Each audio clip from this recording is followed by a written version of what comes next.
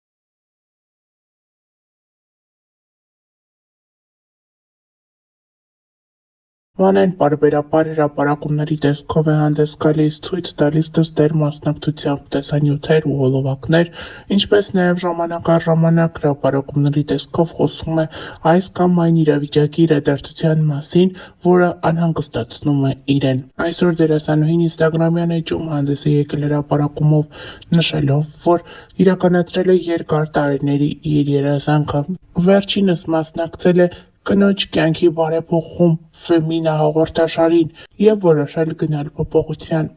Կյանքիս ամենաճիշտ ու անհրաժեշտ փուլում ստացա առաջարկը իրագործելու գլխումս վաղուց ծնված ու հասունացած ցանկությունները։ Անհավանական շնորհակալ եմ Յուրիևնա Մարինային և Ֆեմինա AM-ի ողջ թիմին։ Նշենք նաև, որ երևում է, որ Մանե Հակոբյանը վիրահատել է իր քիթը։ Հավելենք նաև, որ Մանե Հակոբյանը վերջին շրջանում առավել շատ սիրվեց նկարահանվելով «Վերջին զանգը» հեռուստասերիալում։ Թեպետ այս սիրված հեռուստասերիալում Մանե Հակոբյանի դերը շատ կարճ տևեց, այնուամենայնիվ երկրպագուները հերթական անգամ սպասում են դերասանուհուն տեսնել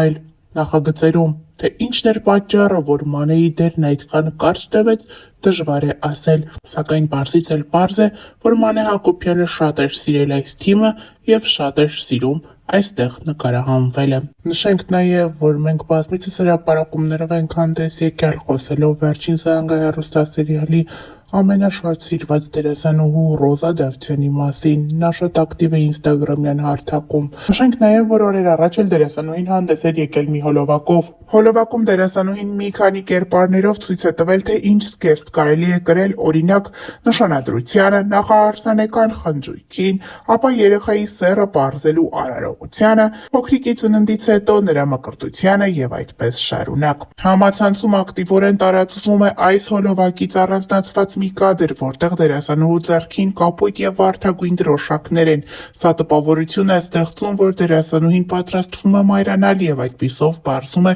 երեխայի սեռը, սակայն Այդպես չէ։ Նա այս հրապարակումով նաև ցույց է տալիս, թե ինչ տեսքով կարելի է պարզել սպասվող փոքրիկի սեռը։ Նշենք նաև, որ ավելի վաղ հայտնել էինք վերջին օրերին դերասանուհին ինստագրամյան հարթակում հարց ու պատասխան էր կազմակերպել, որի ընթացքում խոսում էր տարբեր հարցերի մասին, պատասխանում հետևորդներին հետաքրքրող տարբեր հարցերի։ Նրան հետևյալ հարցն էին ուղղել. Շատ հետաքրքիր է, թե ոնց եք ծանոթացել ձեր ամուսնու հետ։ Ձեզ շատ եմ սիրում։ Ռոզա Դավթյանը խոստացել է մոտ ժամանակներս տեսանյութով հանդես գալ եւ հենց տեսանյութի միջոցով պատմել իր եւ Գուրգենի ծանոթության մասին։ Նշենք նաև, որ օրեր առաջ էլ Ռոզան եւ Գուրգենը մասնակցում էին հարսանիքի։ Մենք առանձնացրել էինք այս հարսանիքից մի քանի կադրեր, որտեղ երևում էր, թե որքան գեղեցիկ տեսքով է դերասանուհին մասնակցել իր ընկերուհիներից մեկի հարսանիքին։ Ընկերուհի, ում հետ տարիներ առաջ Ռոզան սկսել էր համագործակցել, իսկ համագործակցությունը վերածվել է ընկերության։ Դերասանուհին գեղեցիկ յուրօրինակ տեսքով էր ներկայացել, կրել էր սև զգեստ եւ մի լավ ուրախացել երեկոյի ընթացքում։ Ներկայացնում ենք մի քանի կադրեր։